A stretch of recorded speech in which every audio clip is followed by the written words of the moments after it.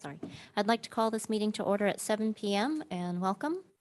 For the audience here tonight, the City of Glendora utilizes a hybrid meeting format to allow for participation both in person and virtually. In consideration of others and the business conducted tonight, please silence your phones and any electronic devices and refrain from speaking unless recognized. Again, this is a public meeting for the community of Glendora. We appreciate and respect your participation here this evening. Madam Clerk, will you please conduct the roll call? Thank you, President Toland. At this time, I would like to conduct an oral roll call and request that each trustee respond with present when their name is called. Trustee Flowers appears to be absent. Trustee Johnson? Present. Press the button, please, so that you can speak. Present. Thank you. Trustee Landman? Present. Vice President Chu? Present. And President Toland. Present. 4 of 5 members are present. We have a quorum. Thank you. Thank you. Erica, would you please lead us in the Pledge of Allegiance? Okay. All right. Okay. Put your hand on your heart. Where you begin. I pledge allegiance to the flag of the United States of America and to the republic for which it stands, one nation, under God, indivisible, with liberty and justice for all. Thank you. The reordering of and additions to the agenda. Does anyone wish to reorder or add to tonight's agenda? Well, seeing no one, we'll move on to the comment period. We'll open the public comment period. We invite members of the public to address the library board. Speakers are limited to 3 minutes, speaking once on both on and off agenda items. All questions should be directed through the presiding officer. This is your time to speak uninterrupted. If you are in attendance, please fill out a speaker card and submit it to the recording administrator before the close of the public comment period. Once recognized, speakers should advance to the podium, state your name and the subject matter you wish to discuss. If you are participating via Zoom, select the raise hand icon in Zoom before the close of this public comment period. Once recognized, you will be unmuted. State your name and the subject matter you wish to discuss. Would anyone in attendance tonight who have submitted a public comment wish to speak? Thank you, President Toland. At this time, we received no requests via the public comment email, no public comment cards, and no raised hands with anyone wishing to provide comment at this time. Thank you. So we'll close the public comment period. We'll move on to board statements and reports. Do any of the trustees have any reports or announcements tonight? No? Okay, we'll move on to the report of the library director and the library divisions. Director Stone, would you please report? I'd be happy to. Good evening. Pleasure to be back with you all and first time with some of you. So you have in your packet, and it's available online for the public as well, a written report on the activities of the divisions over the last month. I do not have a lot of verbal things to add to it, just a few things from behind the scenes this evening that I wanted to mention. We have been working with the city on their overall geographic information system, or GIS, project. And so we've been participating with them on sort of road mapping that. We have been working with the city manager on getting ready for the next city council strategic planning session to be coming sometime in the next few months. It's not been scheduled yet, but that's the citywide strategic plan.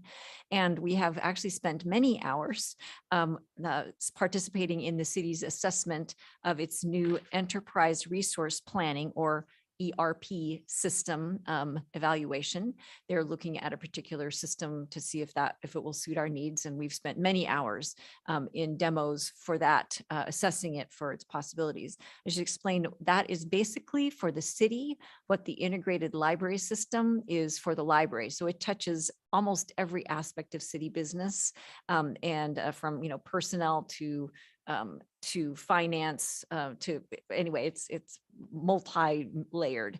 And we've been participating in their assessment of that. So those are just some things that are happening behind the scenes that are not in your written report. I wanted to mention those.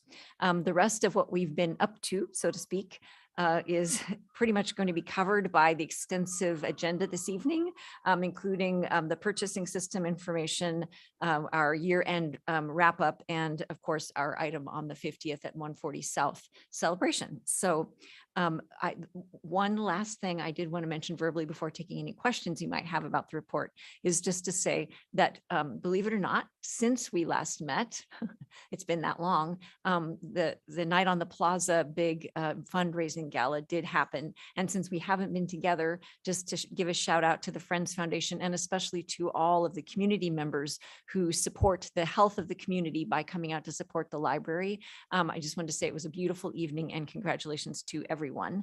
And with that, I'm happy to answer any questions about the written report.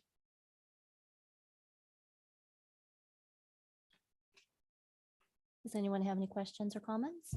I just have a comment. I just want to congratulate Alexis for her new job, and then also the promotions that had happened to some of our staff members. So shout out to them. Thank you.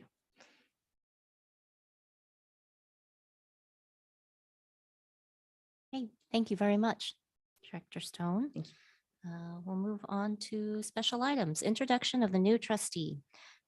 Director Stone, thank you. Oh, my pleasure. Absolutely. So we have with us tonight for the very first time, new trustee Carrie Johnson. And I will say that the short story is that trustee Johnson is both a literacy specialist and a professor at the University of Laverne. The long story is that her 27-year career so far has included roles as classroom teacher, literacy coach, subject matter specialist, and senior adjunct professor of literacy education. She brings with her skills in connection and environment building, event planning, and grant writing.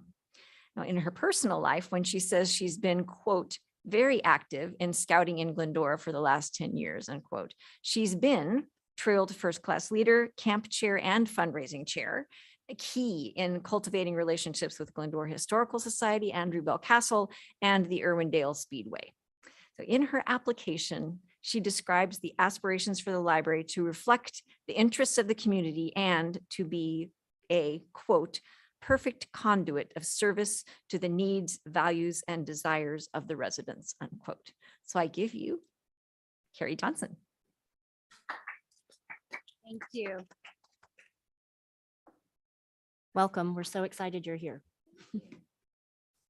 Carrie, I'm so happy that you've joined us. So congratulations. You're going to be awesome. Thank you. Good to be here. Thank you.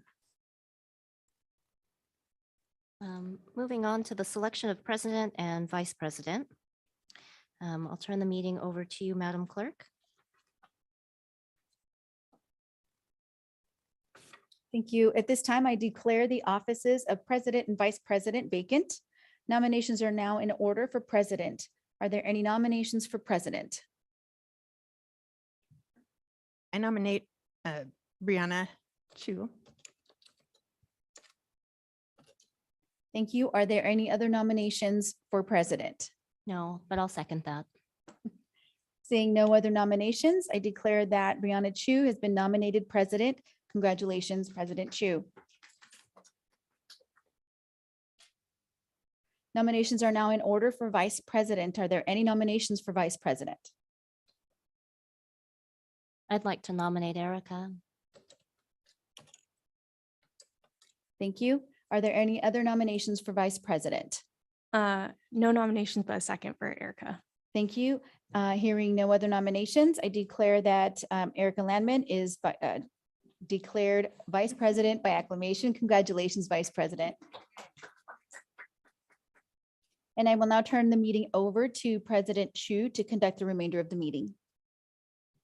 Okay, we'll see how this goes. So now I'm turning the page. Okay, so now we are on agenda number 5, appointment of up to two representatives to serve as liaisons to the Friends Foundation. And so I will invite Director Janet Stone to introduce or talk about this item. Absolutely. And welcome in your new role, both of you. And thank you for the service that you have done. So cheers to everyone all around. Thank you. Okay, so the Friends Foundation liaisons. So according to the bylaws of the Board of Trustees, this is Article 7 under representation, Section 1. It says the president shall appoint representatives to the Glendora Public Library Friends Foundation Board and other such bodies as deemed appropriate. Appointees shall serve one-year terms not to exceed the length of term remaining on the library board. So that's what it says in the bylaws. In 2017, we confirmed with that city attorney that this specific appointment can only be made by the president and can be made without board action so that you can assess options. In the last fiscal year, which was 2021 to 2022, Brianna Chu served her second consecutive year as liaison and Erica Landman served her first. Liaisons may serve for 2 consecutive years. So the library staff will notify the foundation staff of the appointments for fiscal year 2023 when those have been made. And I turn it back over to our new president. Okay, so my job now is there anybody who would like to volunteer to be representative for the Friends Foundation? So Erica and perfect. Okay, so I would like to appoint Erica and Carrie Ann to be the representatives to the Friends Foundation. Is there There is anything no else? further action. Okay. This is something that is within the purview of the president. So at this point, it's just an acclimate, or it's just a recognition that you are appointing Erica and Carrie. Okay, perfect. Thank you. Okay, so now agenda item number 6, purchasing or presentation on Glendora Municipal Code amendments to the purchasing system chapter. I'd like to invite purchasing coordinator Hernandez to report. Hi, good Okay. evening, everyone. My name is Desiree Hernandez, and I am the new purchasing coordinator for Glendora. So I'm going to briefly go over the new updates on our purchasing ordinance. Next slide. Okay, so on June 28th, 2022, an amendment to the purchasing ordinance was approved. Within those changes, we have updated the bidding threshold, the authority threshold, and the Library Board of Trustees authority. Next slide. The previous thresholds are as listed. We would need a purchase order for anything between $1,000 and $25,000. Anything greater than $25,000 would require city council approval. So under our new threshold, we have increased the informal bidding amount from $1,000 to $2,500. This change is going to help the number of POs decrease by 37%, allowing our staff to efficiently make purchasing decisions in the best interest of the city. The second approved change is to increase the city manager's contract authority and purchasing limits subject to city council approval from $25,000 to $50,000. The city manager is authorized to approve, execute, and bind the city to contracts and purchase orders for goods, services, professional services, and construction of $50,000 or less. The impact of this change should decrease the number of contracts seen by city council by 35%. Anything over $50,000 that are peculiar items to the library, such as bookshelves or checkout stations, would only go to the Library Board of Trustees. Everything else, such as building upgrades or new AC units, roofing projects, those would still be going to the city council. So those are our new changes. If you guys have any questions. Do any trustees have any questions or comments? May I make one clarification? Of course. This has been a learning curve for us too. So I thought since it helped me, it might help you. Is that if those items just last mentioned come to the library board for approval, those large ticket items, if there's already a funding source allocated to them. If we have to request a new appropriation, then we would still be going to council for that. I believe Brittany's available on Zoom I know she did have a conversation with Maria about that specific item, if you wanted to Yeah, bring her Brittany, on. if you're on, I believe she's on the Zoom call, if you're available to answer that question in particular from Janet. There she is. Brittany, can you unmute? I think we're trying to get her unmuted. Hold on. Yes, hi. Hi. Here, let me start my video so I'm a person. Yes. There we go. So, Perfect. yeah, Janet is correct. There is a section within our purchasing code that says if there is no funding at the time available for the purchase that maybe the library needs to do, then that still is required to go to city council. But in cases, for example, like Friends Foundation grants that have already been approved by council, if we had to commit to a purchase of that size, but those funds were already there, then that would come to you. Yes. Okay, That's exactly. thank you. Mhm, of course. So does anyone have any questions or comments? Thank you. And I was just like, okay, bye. I'm back. No, I don't have any questions. I'm just glad to see that the numbers have been increased. Makes a lot of Yes, me sense. Yeah, too. Thank you. We're excited. Seeing no more questions, you may have a seat now. Thank you. gosh, Thank you so much. And now we can just move on to the next item, which is the consent calendar. So library board and trustee. I think oh, we are just at kidding. item number 7, wrap up. Oh, I skipped an item. Yeah. Okay. Item number 7 for fiscal year 21-22 wrap up, strategic framework and responses, metrics and budget. I'd like to invite Director Janet Stone to report. Thank you very much. We'll actually be tag teaming this a little bit, but I will begin. And we have several dimensions of library activity to cover. So we'll try to make it streamlined, but get you all the information you need about fiscal year 2022. Next slide, please. So we're going to start with our strategic framework. These are the 8 dimensions in which we sort of shape all of our services, responsibilities that we have to the community. Next slide, please. And as we go through these, I just wanted to put a blanket thank you out there to the Glendora Public Library Friends Foundation, because so many of these have their funding fingerprints on them.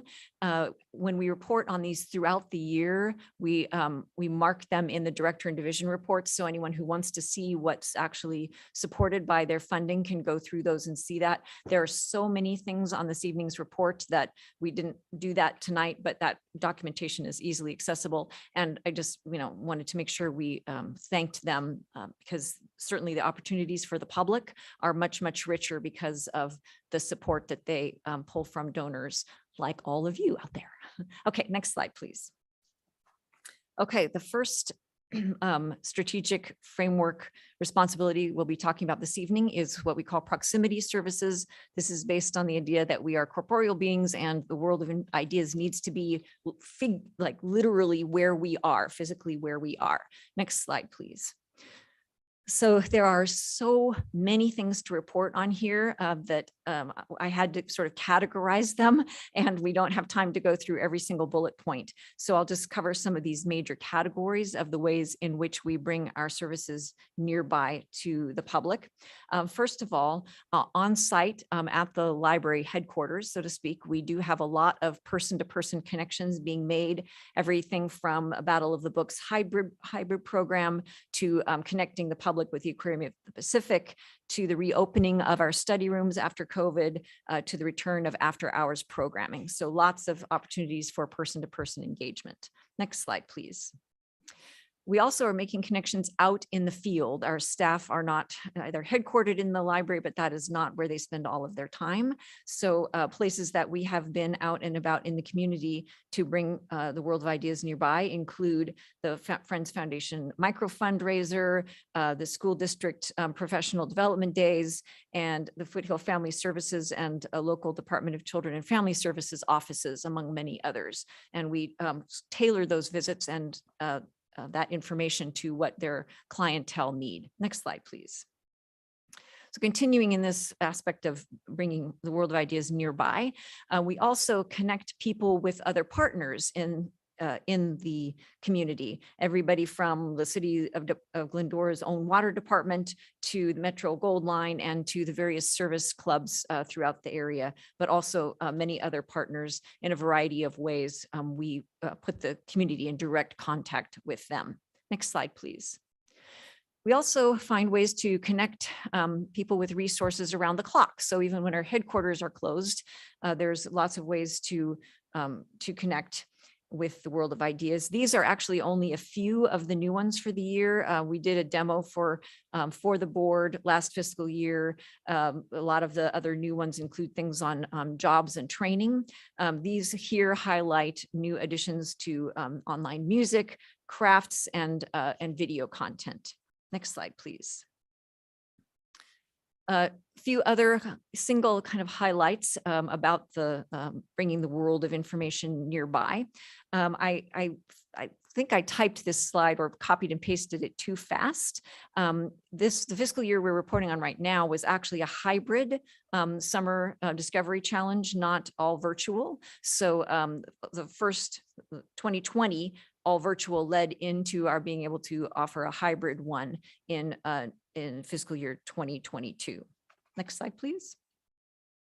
Also, as you may remember, we have been exploring how to bring a lot of those electronic connections to people with a QR code campaign. The idea being that where they are is where that connection is made, whether they're strolling through our library garden, whether it's something attached to their backpack at school, whether it's in the doctor's waiting rooms. They have ways of connecting with their smart devices to the world of information 24/7. Next slide, please. We are installing some new public computers, which allow people to connect with family and friends, as well as search for jobs and many, many other things.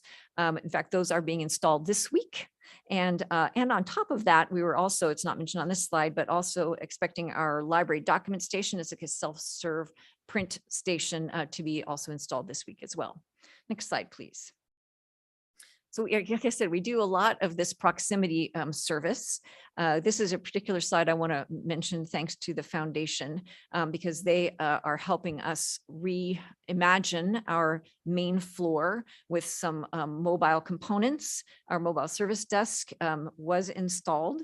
And it was a little bit after the fiscal year, but it was installed. And the next steps for the mobile shelving is to meet with the designer, and for the office pod are to work on some code and accessibility requirements the city has. Next slide, please.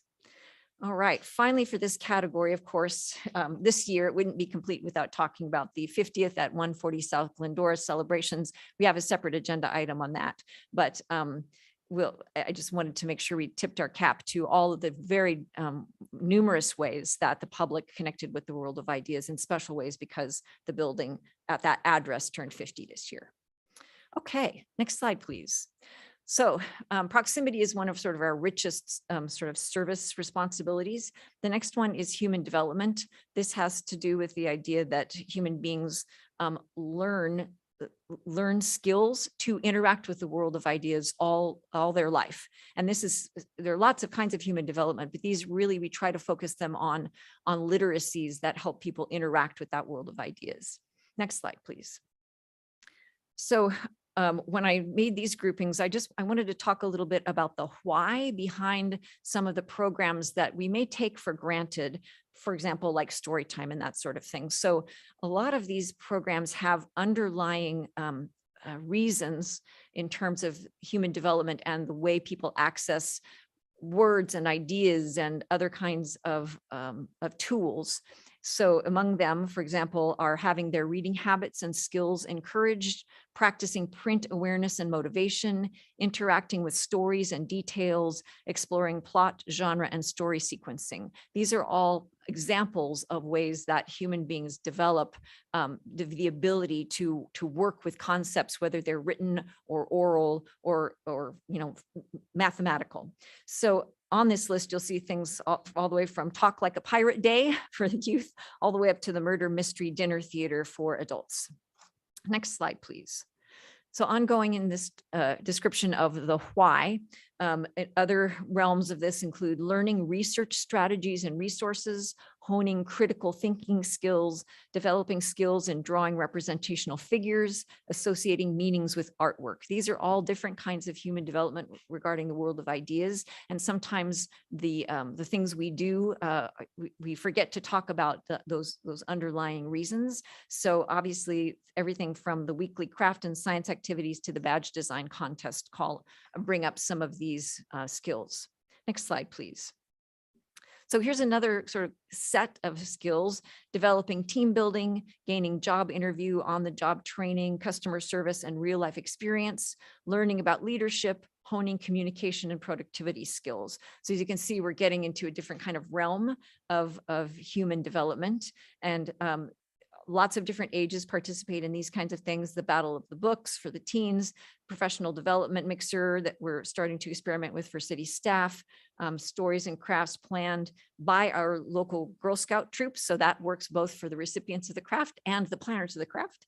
And then, for example, when we serve on other agencies' boards, like I do with the coordinating council, and we plan things like the nonprofit boot camp.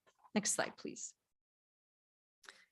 So there's also just developing life skills and actual sort of kinds of literacies, whether that is how to use a compass to how to care for yourself. There's a whole realm of that the library participates in as well.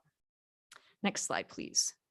And of course, a big chunk of this, one of sort of the crown jewels of this kind of thought, is packaged in the Summer Discovery Challenge. Through that challenge, members of the public develop or maintain a reading habit, maintain or improve reading skills, explore and discover the wider world, and develop a greater sense of connection and involvement with Glendora. So that's really, again, one of the crown jewels of this idea of human development and lifelong learning. Next slide, please. So the next one of our strategic framework responsibilities is this idea of physiology services. This is the idea that every corporeal body that we've already talked about is physically and neurologically different, and people have different needs in terms of developing those skills we just talked about. So next slide, please. So we are on the learning curve for this kind of service. We are making some progress. Glendorans have access to diversity and inclusion information with lists that we've offered in our online catalog. This slide and the next slide, please, both talk about educational opportunities we've offered to Rotary meeting attendees. Next slide, please. And also even things like understanding that the caregivers of some of our customers have, really appreciate things like the coloring pages that we have out for adults, and those offer opportunities for visual and creative stimulation while at the library. Next slide, please. We have a long history of interaction with IDAS, who provides services to people with visual impairments. And in this fiscal year, we brought to them some information about text-to-speech, audio, and text enhancements that come along with our library e-resources. Next slide, please. So a lot of those responsibilities largely focus on the kind of the enduring qualities of the human. And now we're going to talk a little bit about some of the enduring qualities of the information, the data, the world of ideas itself. So preservation is based on the idea that that everything sort of decays or goes, the packages either get outdated or the material itself decays, and it's our responsibility to make sure that access to it endures. Next slide, please. So a big hit on this one this year was working with the Glendora Historical Society to mount the Glendora's Historical Core walking tour online and in the Clio app. It was released as part of the Architecture of Glendora presentation from the Historical Society. And as we move forward into the future, one great thing about this platform is that we can offer Glendorans an opportunity to add their own memories and enrich the data that the library staff has already enriched from that original walking tour. Next slide, please. So another thing about data, and some I'm sure data specialists would consider these the same, but in this case, it's that the data actually grow chaotic. It's not just that the materials themselves that house the data decay, but the ideas, just the data get corrupt and get disorganized as time goes on. So it's part of our job to organize those data. Next slide, please. All right, one of the key ways we do this is with our staff. Our staff are the experts that help people navigate this disorganized world of ideas. So that's our huge investment we make in this very thing. And as you may remember, we brought on 8 new part-time staff just between November and January of this year. We have hired a full-time library technician and administrative assistant. 3 staff, as you noted, have been promoted, and we are also just continuing recruitments. So it's kind of a mad pace to make sure that we have that expert help that's really the core of providing organized access to the world of ideas. Next slide, please. So we have those staff, and we also train those staff, everything from the online catalog system enhancements to how to conduct something we call the reference interview that helps people hone in on what it is they really need help with to answer their questions. Next slide, please. And we also provide like physical or virtual tools that help people navigate the world more organizedly. Again, this is a big hit this year was that the library mobile app was released in May. We did have social media postings about it, and we're working on further marketing plans for that, but it's available in both app stores right now. All right, next slide, please. Okay, a few other concepts about humans and the world of ideas. Ideas are subject to skew, to interpretation, to opinion. And so it's part of our responsibility to help the public understand how to sort all of that out. We don't necessarily weigh in on what is right or what is wrong, but we give people the tools on how to think critically about that. So these are interpretation and context services. Next slide, please. One of the big opportunities to talk about this, of course, is Banned Books Week, looking at censorship and its effects. Lots of kinds of literacy overlap here, things like financial literacy. One way to think about this area is that it involves discernment, like there's some myth busting involved with this idea of the context services, right? So we are still learning the best ways to enrich our other offerings with aspects of this same sort of contextual service. Next slide, please. Another thing about the world of ideas is that it's monetized. It has value, just like physical property has value. That means that people hoard it, people sell it, people protect it, people give it away, people steal it, and there are lots of kinds of services that we need to explore that help navigate that, both ends of that, both protecting it and making it available. Next slide, please. So some of the things we've done, we have as some of those Rotary meetings that we have arranged, for example, have had to do with learning how to prevent identity fraud and that kind of thing, which is an idea that idea of protecting your own personal data that have value in the world. Next slide, please. Also, again, there's an overlap here with intellectual freedom, and we are continuing our work throughout the community as a resource on intellectual freedom and how to make sure that everybody has access to the value of ideas. Next slide, please. And finally, having to do with data and the ideas, they, of course, like everything else, require resources, both material and energy resources. And so we are learning to help address how to make all of that access and connection sustainable. Next slide, please.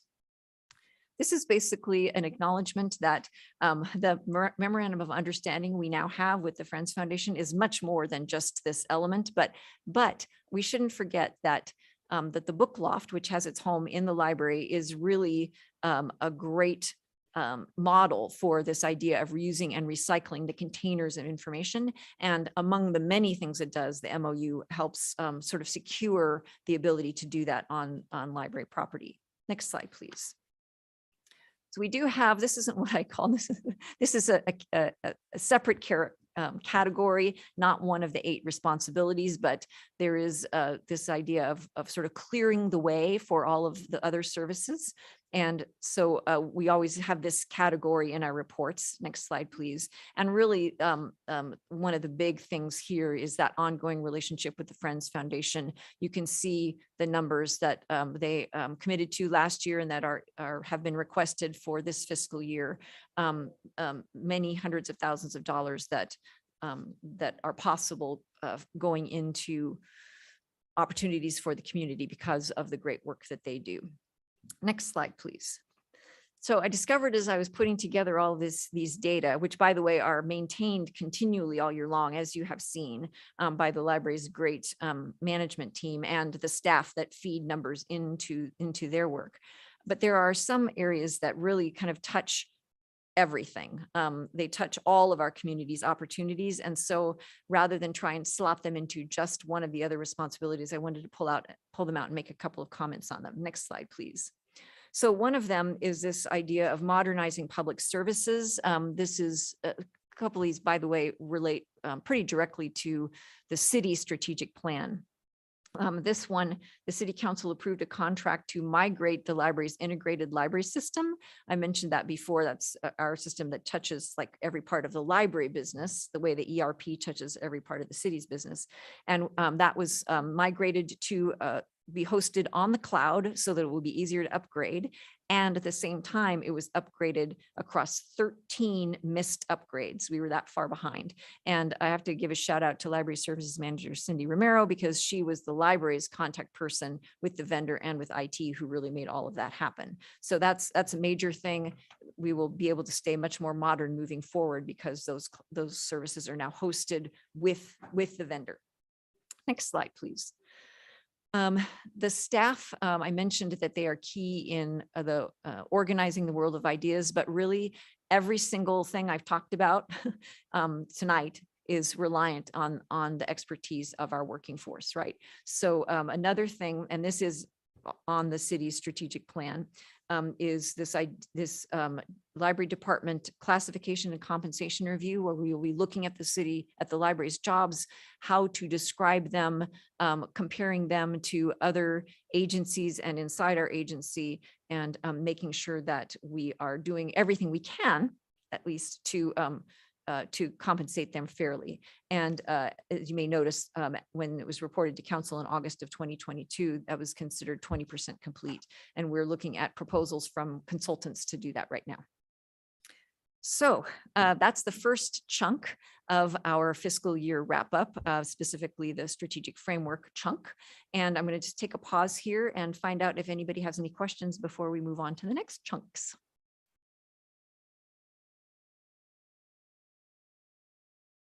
Okay, let me know.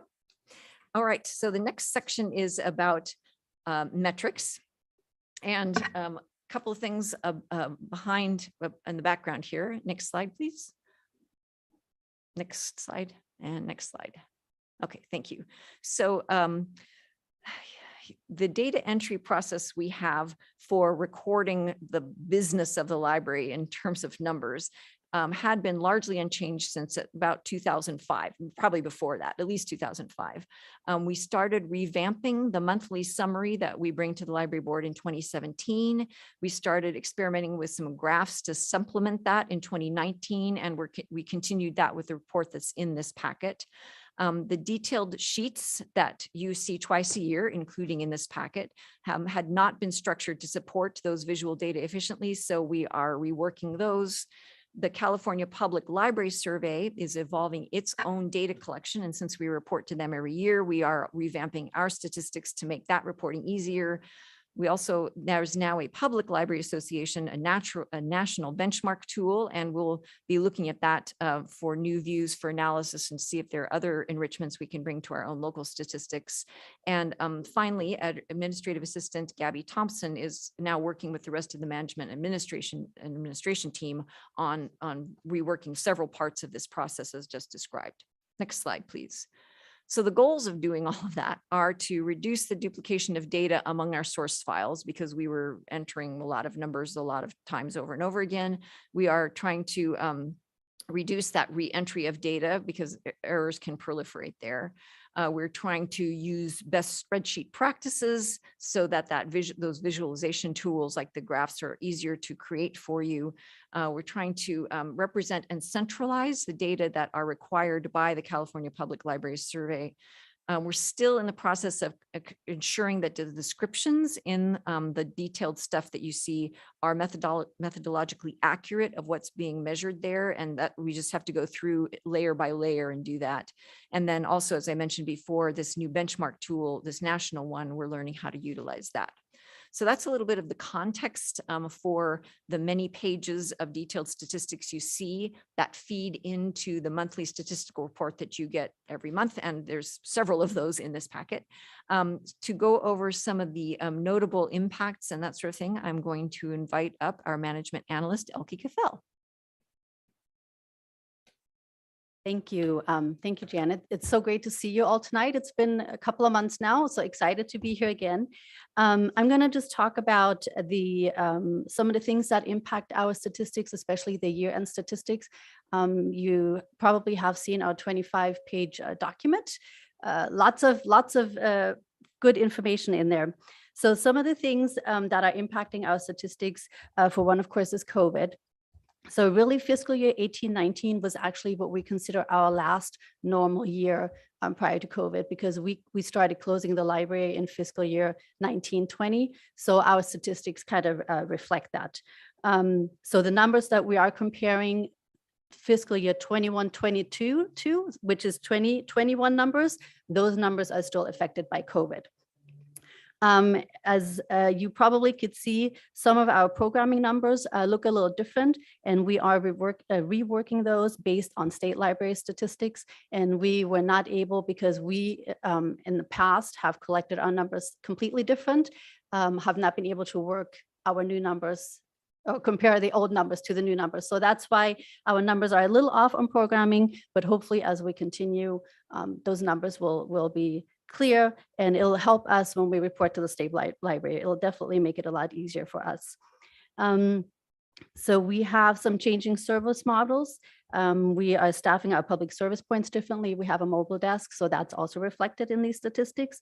And we are actually using a lot more constant contact. We started using that during the pandemic. We're still working on that. We are definitely not perfect. There's a lot more opportunities, but we will continue to work with constant contact. It's a great tool, and we will continue to explore that. Some of the things that also impact our statistics is that a lot of customers now bring in their own devices versus using the public computers. We have definitely seen that, and we are actually reducing the number of public computers. So we are, as Janet mentioned, we are getting, or in the process now of getting new public computers, and we are actually reducing the number because we don't need, from what we've seen, we don't need as many. So many people are bringing in their own laptops, they use their phones. You know, so that impacts the statistics. Elke, I'm Yeah. sorry, excuse me. I know you don't have the advantage of having one of these in front of you. So can we advance to this slide? Oh, yes, I'm so sorry. Please move on to the next slide. I forgot about that. Sorry, Lorena. There you go. So sorry, my apologies. Yes, thank you. I know it's hard without one right in front of you. So Well, and you know, I have my reading glasses, my other glasses on, so it's all very, I don't know where to look. I can't, everything is blurry. So my apologies for that. So one of the numbers that you will see in the report, the self-check machines is also been increasing. And that's, of course, we have gotten new machines, and customers are finally getting used to using self-checks machines. You've seen them in grocery stores and other stores just in general. So I think the public is getting more used to that. So those numbers are increasing. Of course, we are continuously right-sizing the physical collection based on community needs. During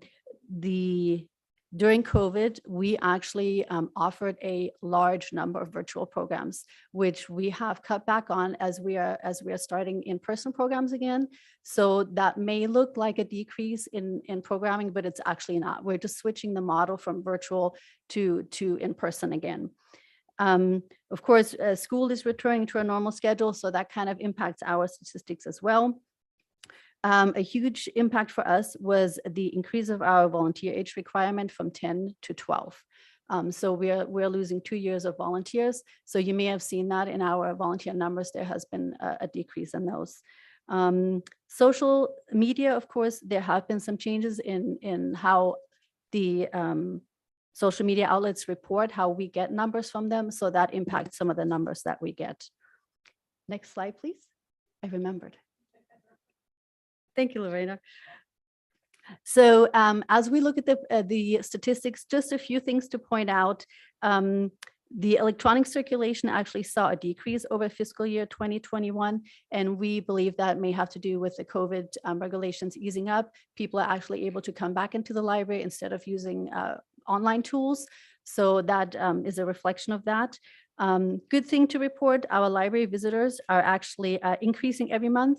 We are not back to pre-COVID levels yet. We're working on it. So we're seeing a slight increase every month. So we're pleased with that. However, our study room attendance is almost at pre-COVID levels again. So we're very excited that people are using our study rooms again as they have been in the past. Of course, our revenue is increasing as we're getting more of the public back in. We are still at about 50% of pre-COVID levels, so not back to regular yet. And again, this is the same for our circulation services, customer served. So it's all kind of tied together. As the customers come in, all these numbers will increase. One of the things that we're excited about is the volunteer match views. Those are definitely increasing, and that means that people are re-engaging with us, looking for volunteer opportunities. So that's a good thing, because that pretty much stopped during COVID. There was not much of that going on. One of the things I want to point out for sure, and you may have noticed this in your packet, is that our Wi-Fi users saw a big increase, huge increase in July to October. We're not quite sure exactly what happened. We did verify with IT that those numbers are correct. I'm not sure if people just all of a sudden decided to come here and sit outside and use our Wi-Fi. But that was definitely a high increase. Our Wi-Fi use in general is extremely high, but during those months, it really increased dramatically. So some of these things Janet already mentioned. Oh, next slide, please. Sorry. Thank you, Lorena. Some of the things that Janet already mentioned. So we are getting the library document station that's actually being installed tomorrow. We're looking forward to that. And we are anticipating some increases with that. The library document station takes the place of our copy center. And so I think in the statistics, we may refer to it still as copy center in parentheses. So that's kind of what is taking the place of that. And we're hoping that with this new self-service station that there will be a lot more things available to the customers, and hopefully there will be an increase in usage. And we are working with the social media specialist on a PR campaign. So hopefully we'll see some increase there and get customers excited about being able to use what we have to offer here at the library. So the meeting room attendance is actually increasing dramatically, and I'm not the study room, but these are actually the meeting rooms like the Bidwell Forum and the Friends Room. We have seen a tremendous increase just within the last few months. I think people are trying to catch up and just getting excited about meeting in person again. And so it has been really, really busy as people are looking to get out and connect again with other community members. Next slide, please. So we have a new category that I believe I think it may have been in last year's statistics, but we really didn't report on it. But we do have a new category called other circulating physical items loaned. And that actually includes the state passes that we just received not too long ago. So we're very excited about that. And you may have noticed that our homebound services are not really active right now. We are continuing to evaluate that service and see what we can do and what our options are for that. I think that's everything that I wanted to point out. Happy to answer any questions if you have any. I have my statistics sheet here. I'm prepared. Does anybody have a question? No, I do have one question. In regards to the meeting room, or no, the study rooms. Mhm. What is our policy about that? Like who can make a reservation to use the rooms? So it's actually not by reservation. It's first come, first serve. And it serves groups 2 to 6 people. Uh-huh. And we are actually currently looking at that. There have been some requests to for individuals to use the study rooms for Zoom calls and those kinds of things.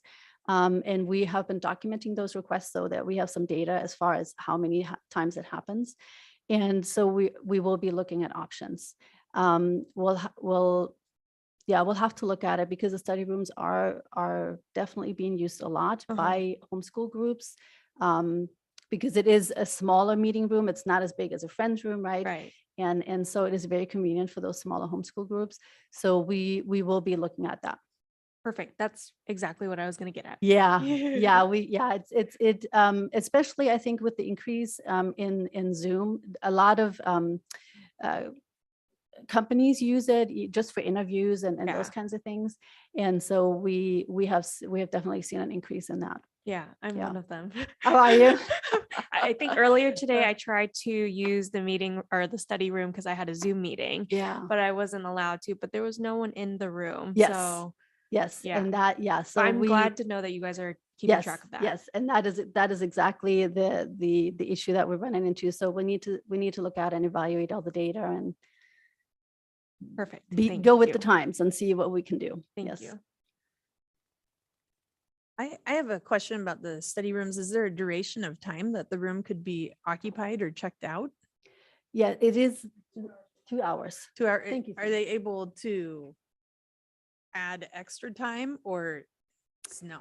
No, usually after, for right now, the policy states they have to be out after 2 hours. But again, if there's nobody waiting, then we run into that, which is kind of what we run into with the public computers when we have limits and when there's nobody else waiting, should these people still be able to use the computer? So it's something we definitely need to look at. Thank you, Elke. The office pod that we are working on getting, the code and accessibility questions answered about, that's been funded by the Friends Foundation, will help with some of that as well. And that one is sort of, occupied, I can occupy 4, occupancy of 4. There are other sizes of those. So if that one is a success, that's another option too for creating a more sort of flexible and responsive main floor, is experimenting with some other sizes of those. There are some ones that are just made for one person. So we'll see how that goes. I also just wanted to mention the change of volunteer age from 10 to 12.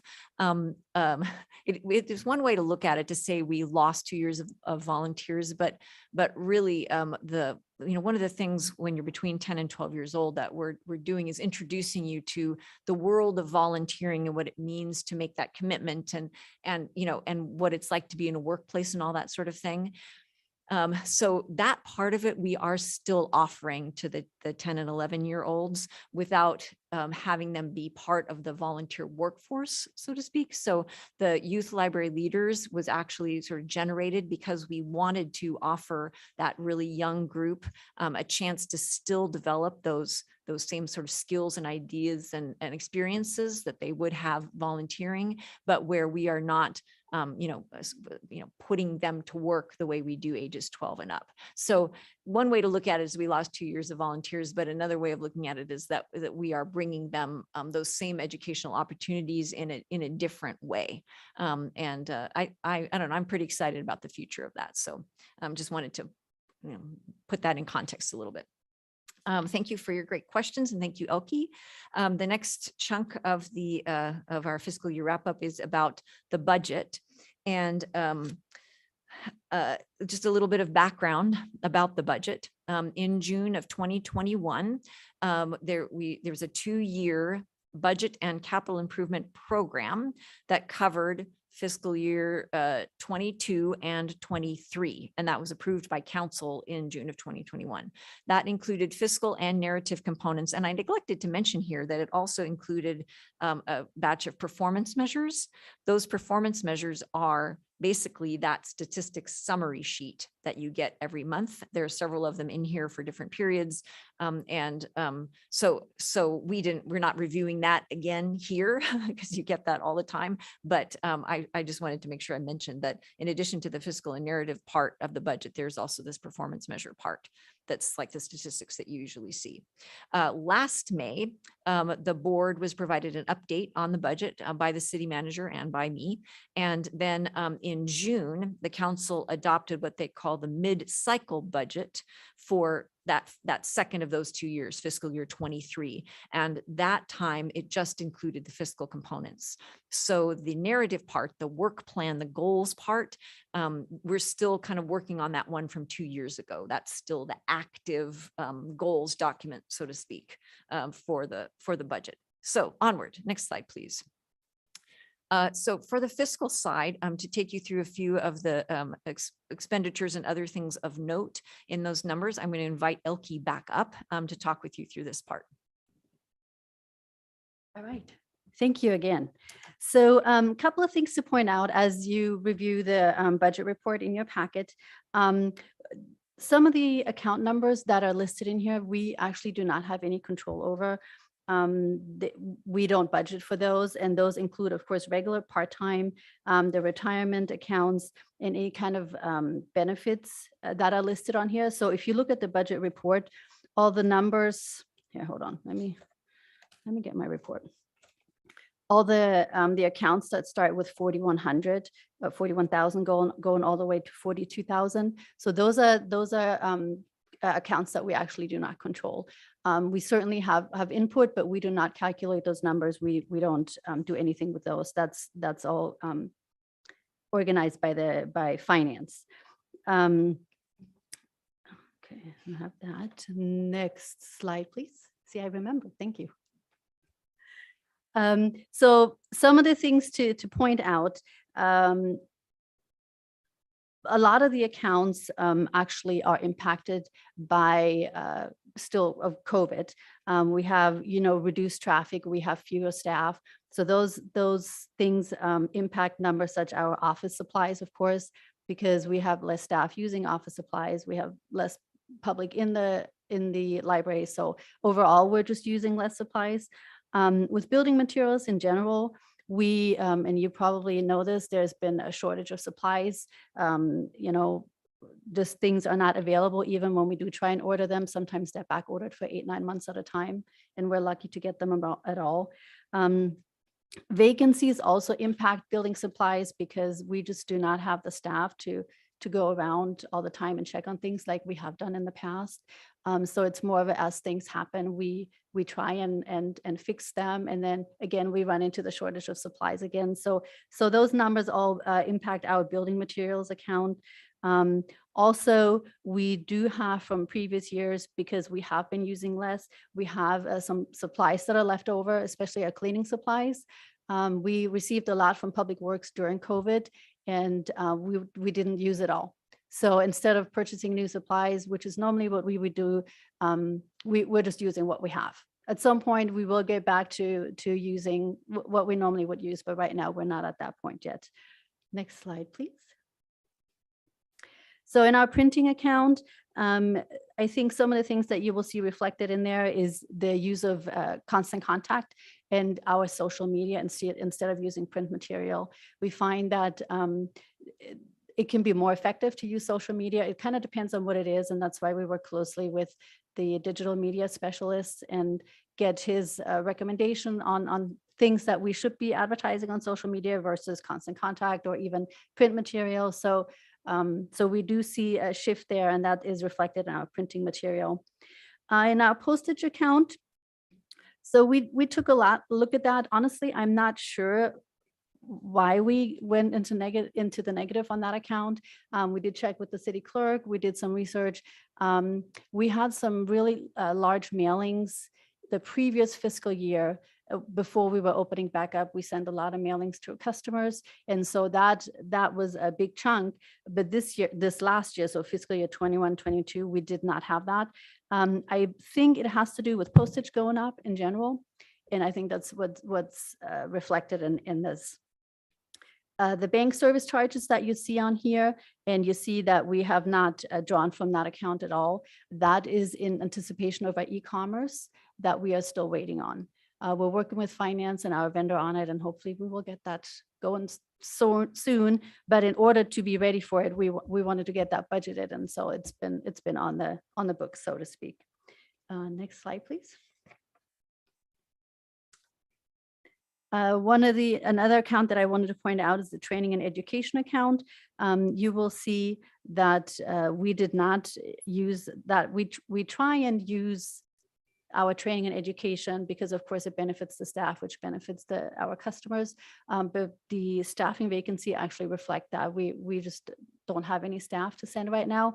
Plus, there are still webinars that are being offered free of charge. There was a lot of that during COVID. So that was a great opportunity for us, and we didn't have to pay for any kind of training. If you look at our utilities, the electric and gas are, yeah, we are still working on the budget for those. We did have some adjustment, a mid-year adjustment for our gas budget, and we still unfortunately went over in that particular line item. Some of that has to do with our boiler, of course, not running efficiently. It is turned off at this point, but you know, those ongoing charges when an equipment is not running efficiently will impact, of course, our accounts. Electricity, the costs just have gone up, and that is reflective of that. We usually, when we budget for that, we look at past years and come up with an amount that we think will work. And we do look at mid-year adjustments, and sometimes we get it right and sometimes we don't. A lot of it has to do with the weather and just energy costs in general. So for contract services, you will see that we have $5,000 in encumbrances showing. So that actually was for a shade structure that we had asked for during COVID times. We wanted to provide some shade on the plaza because we were doing a lot of programming, you know, out there, PDP, story time, and those kinds of things. And which actually that led to a structural analysis of the plaza because the shade structure has to withstand 95-mile-per-hour winds. So that had a ripple effect, but we did ask for this money to be carried over just so that we have it pending, you know, structural analysis and who knows what else. But we still have that money available for us. Next slide, please. So just like I already mentioned, in our division supplies, it's reflective of the reduced traffic. We are also looking, or we have looked at changing our mending procedures, so that impacts how we purchase supplies. We are not doing as much mending, which means we don't need to purchase as many supplies.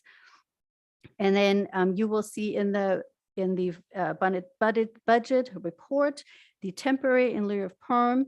These are actually expenses that we have for contract employees to cover for our staff vacancies. And we've had several now over the last few years. In the 229 account, which is actually our grant account, one of the things I wanted to point out was okay, let me look here. There is a charge on here for computers. And that is actually our laptops for our mobile desks. We received new laptops for the mobile desks, which is fantastic. And then last but not least, I just wanted to point out our trust fund on the very last page of the report. That actually reflects 3 donations that were specifically made to the library that we put into the trust fund. And we will take a look at best ways to expend those donations. And we are grateful and thank the people who donated to us. Happy to answer any questions if you have any.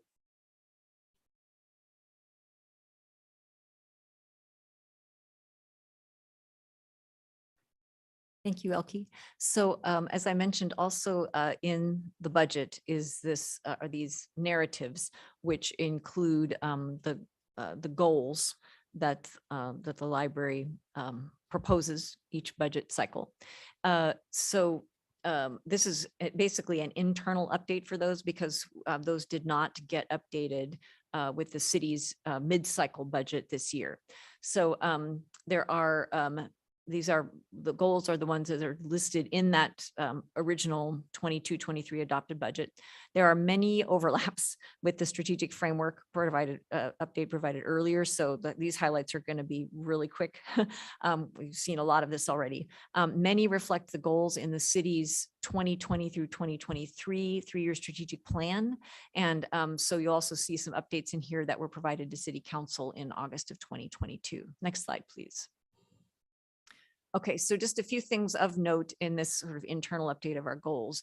The city communication strategic plan, which is I know of interest to you, did kick off in January, and there's an initial outline that's currently under review. And we do have on record that we are planning to bring someone in to do a presentation to you when they are ready for that. The Glendora Unified School District MOU, Memorandum of Understanding. I call this the umbrella Memorandum of Understanding because there are several MOUs with GUSD throughout the city. So far, that effort to sort of combine them all in some way has focused on facilities. So, and we really focus on professional services to them. So we'll be folded into that process eventually. This overall facilities needs assessment from the city.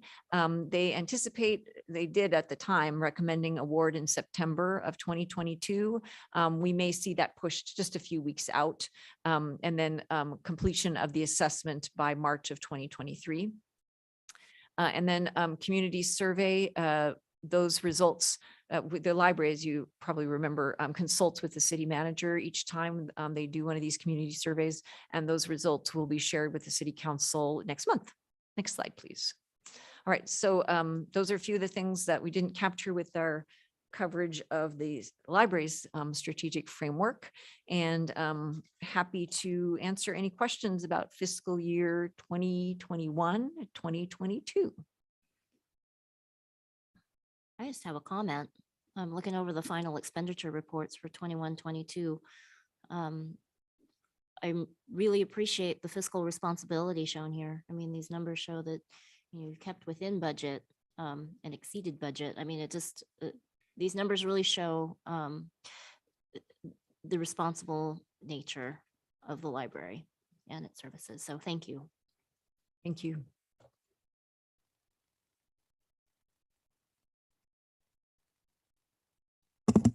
Any other questions or comments? No. So this does not need any action to be taken, right? No, this is just a presentation. Okay, perfect. Okay, so now moving on to the consent calendar. Items on the consent calendar will be enacted by one motion without individual discussion unless a trustee has requested it to be removed for separate discussion. Does anyone wish to pull or comment on the consent calendar item? All right, seeing no one, do I have a motion to approve? I would like to make a motion to approve it. Okay, I think you have to do it on the. Yep. I'm do it sorry, on I was the just flipping. voting client. There you go. Okay. Yes. Is there a second? Thank you. I'm going to open up the vote and then do an oral roll call. Yes, a second was by Board Member Toland. I see on the voting client. So Trustee Flowers is absent. Trustee Johnson? You want to use the button to speak? Yes. There we go. Thank you. Trustee Toland, Aye. Vice President Landman, Aye. and President Chu, Aye. and that carries 4-0. Thank you. Okay. Now moving on to the agenda number 9, library events calendar. That is agenda item Sure. number 12. Consent was item 8 through 11, and now we're on item number There 12. we go. Okay, now we're on to. Were we supposed to talk about the library hours, or that was all combined into one? Item number 12 is specifically the 50th anniversary. Okay, Yeah, so you can read the title into the record and Got then, it. yeah. okay. So item number 12, discussion of the 50th anniversary of the current facility for the Glendora Public Library requested by Landman and Chu. I would like to invite Director Stone to report. Thank you very much. Next slide, please. So you wouldn't know it was 2022 if we didn't do a 50th at 140 agenda item. So welcome back.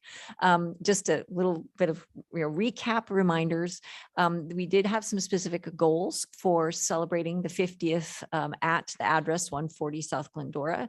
There are several of them. Among them are for the community to see the library building as one component of a service package that also includes opportunities out in the community at home and online. Next slide, please. And the community will also gain a greater understanding of the role of the library building, its challenges and needs, and ways they can help develop its future. Those are just a couple of the several goals we've been working with over this year. Next slide, please. So we have several sort of guidelines to our approach here. One is we're always observant of the Brown Act. Any trustees who have been working on this, and thank you very much for all the shoe leather you've put into these events, with ongoing guidance from library management and administration. We are respectful of other demands on the city's media specialists. And the roles of unofficial and official messaging and outlets for information in the city. And finally, just always trying to keep in mind those goals that were listed on the prior slides and always making sure we're contributing to those in addition to having some pretty great parties. Next slide, please. Okay, just a reminder that the Friends Foundation did offer us some grant funds and offered us working with finance, of course, some flexibility in exactly how those were deployed. And we have also put in for additional proposals for fiscal year 23 to continue with some of the projects that have sort of come across the fiscal year break. Next slide, please. So here is our sort of flow chart, our components chart, if you will. And a lot of the additions here are, you'll see under informational programs, for example, just a confirmation of of the story stroll, what had happened at the movies in the park with the fortune cookies and the scavenger hunts and the app branded phone stands and that sort of thing. I'm happy to say that the second installment of moving over to the decorating and the staff branding, the second installment of the main floor display did go in just today. So that's been updated. And of course, I think since we last showed you this chart, the Clio.com walking tour has gone online since we last updated this. So lots of exciting stuff there. Next slide, please. And basically what we're doing is I'm just going to turn this back over to you, hear any reports from President Tolan and Trustee Landman, should they have any, and continue the discussion as needed, and then, provide direction to each other or to us if you have any about moving forward. Next slide, please.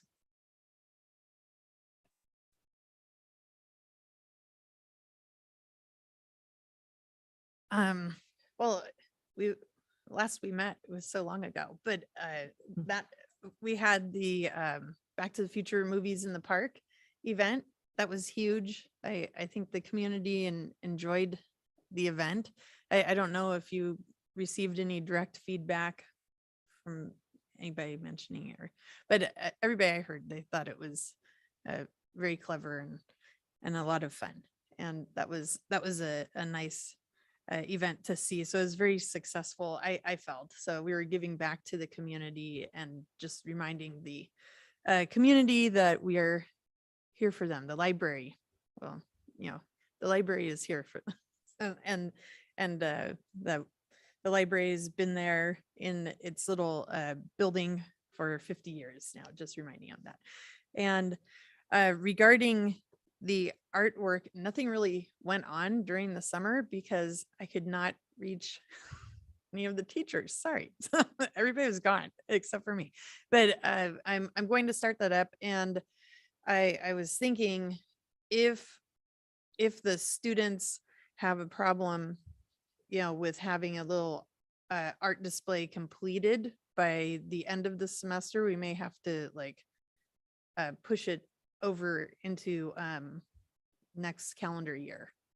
I hope that's not a problem, but I don't know. Any thoughts? Anybody? Just keep extending the party, you know, I don't know. So that's just my thought. So, but thank you everybody for helping, and that was so much fun. So I had a great time.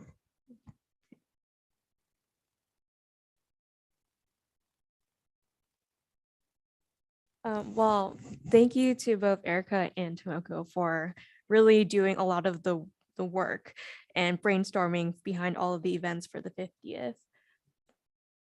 I just wanted to add, I did hear the ice cream was a huge hit. And Oh, it was very yes. popular. Nice touch for that Yes. day. Yes, and I still have photos that I have been meaning to send out to everybody, so I will send those out very soon. But does anyone else have any questions or comments on this item? Or is there? And I don't- I just wanted to say housekeeping thing. I apologize for the President Toland reference. We will make sure I get that cleaned up next time. So anyway, just wanted to say acknowledge. Okay, nothing else. Do we need a motion? No, there's no for- recommendation for action at this point. This is just an update to the board. Perfect. Okay. So now moving on to unfinished business that we don't have any. So now we're moving on to new business. Agenda item 13, goals planning for Board of Library Trustees, fiscal year 2022 to 2023. Janet? You bet. Next slide, please. So compared with the first PowerPoint of the evening, this is you're gonna be shocked at how short this one is. So basically, the goals planning for the Board of Library Trustees is an annual process. Last time in July of 2021, the board unanimously adopted the existing goals as they were presented. They are in your packet along with a couple of other tools that help sort of illustrate the larger Board of Library Trustees sort of role in the city. Should you decide you want to look at those goals. Next slide, please. So basically tonight, all we're asking is that you review and discuss the current goals and the goal setting process that you might want, and that you establish a process to update the goals as needed, should you decide they aren't needed. And that's it.